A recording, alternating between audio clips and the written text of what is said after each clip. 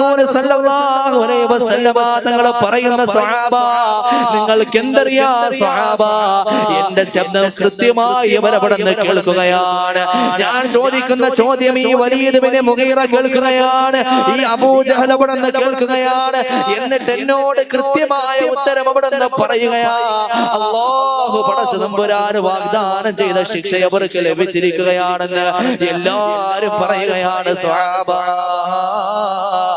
എന്നല്ലാഹുവിന്റെ റസൂൽ സല്ലല്ലാഹു അലൈഹി വസല്ലമ തങ്ങൾ പറഞ്ഞു പോയെങ്കിൽ എന്തേ അബൂജഹലിനെ പറ്റിയ സംഗതി എന്താണ് പ്രിയപ്പെട്ടവരെ? കൊടി കുത്തിയ അഹങ്കാരിയായി മാറിയില്ലേ? താനാണ് ഏറ്റവും വലിയവനാണെന്ന് പറഞ്ഞുകൊണ്ട് നടന്നവനാണ് അബൂജഹൽ ഇബ്നു ഹിശാം. ഈ മക്കയിൽ ഒരു പ്രവാചകനെ കടന്നു വന്നാൽ അത് യതീമായ മുഹമ്മദാകൂല, അത് യതീമായ മുഹമ്മദാകൂല സല്ലല്ലാഹു അലൈഹി വസല്ലം. അല്ലാഹു ഒരു നബുവത്ത് തരികയാണെങ്കിൽ, അന്ത്യപ്രവാചകനായ ഒരു നബുവത്ത് തരികയാണെങ്കിൽ അത് ഞാനായിരിക്കുമെന്നാണ് അബൂജഹൽ ഇബ്നു ഹിശാം പറഞ്ഞത്. എന്തേ കാര്യം അബൂജഹൽ ഇബ്നു ഹിശാമിനെ കൊണ്ട് പറയിച്ച കാര്യം എന്തെന്നറിയോ?